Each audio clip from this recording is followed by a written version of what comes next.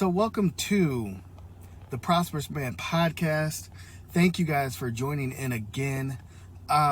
Just as we're starting a new year, it's a new season.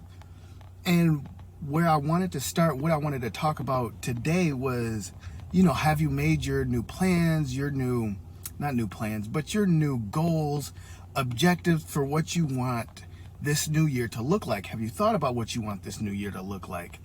And me as a social worker kind of by trade, I had an interesting conversation today with one of my clients, and it comes from the standpoint of what you've done so far is what's gotten you to this point of where you are. You look around your life, what you see, where you live, where you are, the state of your family, and the state of your current situation is a result of the decisions and what you have done so far.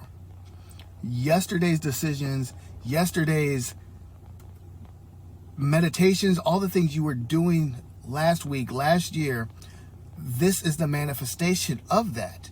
And if you want things to change, if you want things to be different, then you have to do things differently.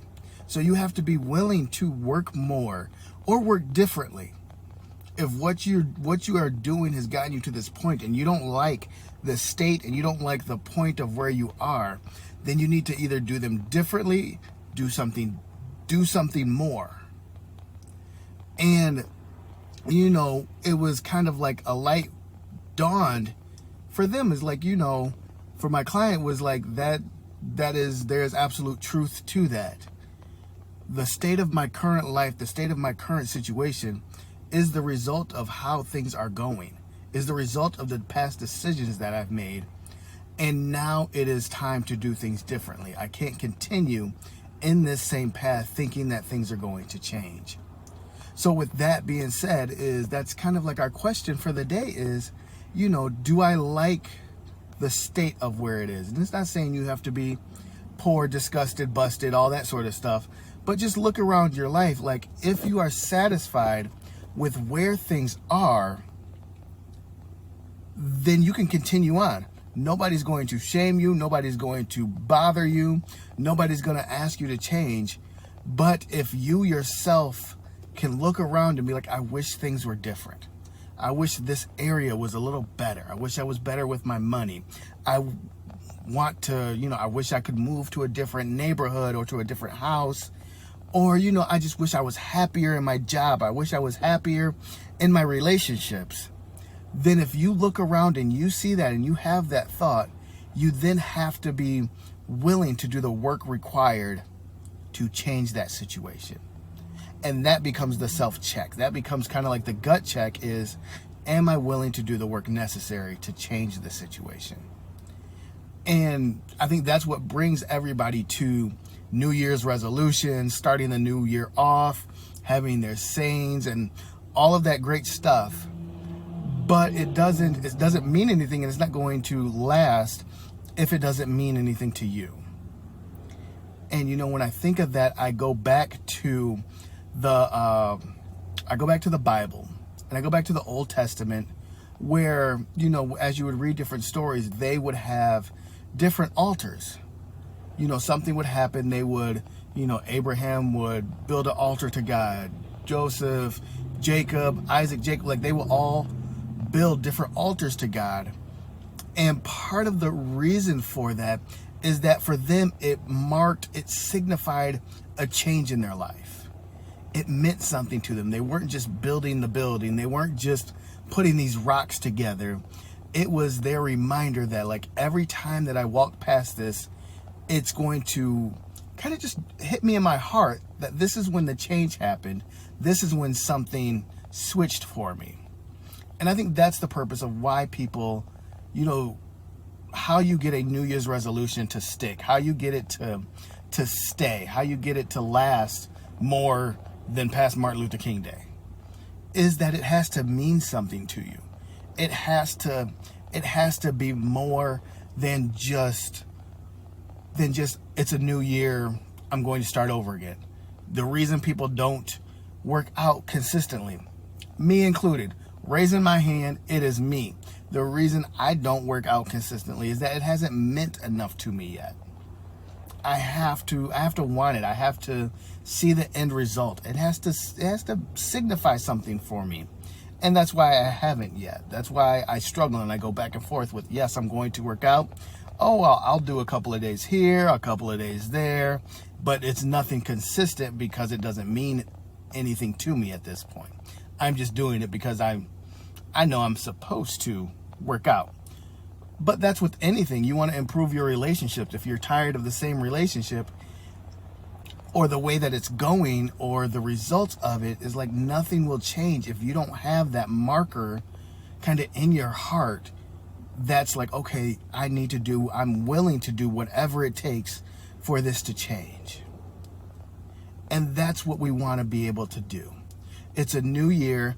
New Year's are great. New Year's resolutions are great if that's what signifies for you that this thing needs to change.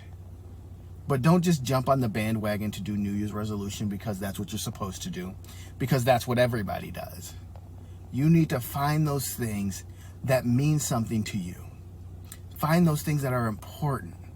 If it is your job and you want to be better performing, you want to do things different, it has to mean something to you.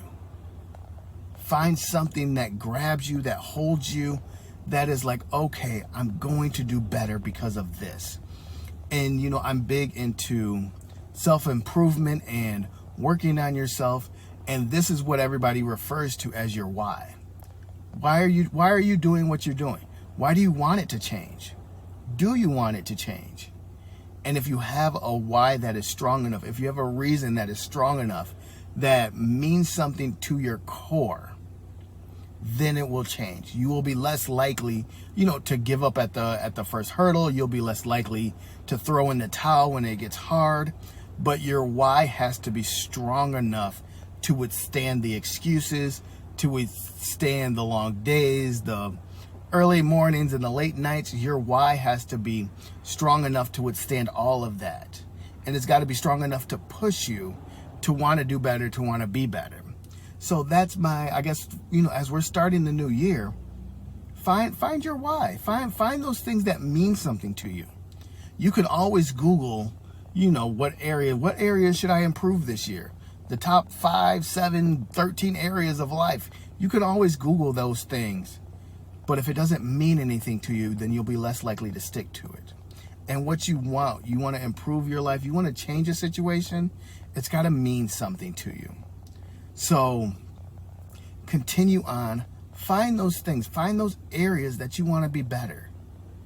It might not be every single area. It might be one. Like, I want to be a better husband. I want to be a better employee. I want to be a better boss. I want to be better with my money. I want to be better in the community. I want to be better. And it doesn't matter. Find the area that means something to you. And then dive into that. Find that. Find that thing that grabs you, that holds you, that gives you the why of why I want to improve this, why you want to be better. And work through that. Let this be a year of you really just honing in and driving yourself to be the best version of you. Now, we'll dive into that probably more throughout our podcasts and our talks and all those sort of things, but I want to hear your guys' why. What's driving you this year? Have you found the areas that you want to improve on? If you haven't, leave it in the comments. Leave me a comment on a video. I'll leave you mine. And let's do this together. Do this together. Lord, let me talk. Let's do this together. And, hold each other accountable, push each other, encourage each other. That's, I think, what I want for this year. As we embark in season 2, is that I want this podcast to be more of an encouragement for you. I want it to be able to where you can come and hear maybe a good story, hear some encouragement, hear some thoughts and ideas, to be able to break up your day and be like, here's just somebody that I can listen, and I am ready to attack the day. I'm ready to continue to improve myself. I'm ready to take on the next task, the next goal. Let's do the next thing. So I'll bring you guys along on my journey, and I look forward to, being able to share those things together. So that's it for today. This is episode 1 of season 2. We'll go there. And, I'll bring some more details and more information about season 2, how long it's going to be, because I'm looking to add some more structure. So the last kind of iteration of this podcast, I was just doing episodes with not any real structure or rhyme or reason. So I'm looking to sharpen my skills. That's one of my things. I'm going to sharpen my skills, and we're going to jump into this and, do some things together. So here's to season 2. You guys be blessed. Have a great day. Have a great night whenever you are listening to this, and I will talk to you later. Bye.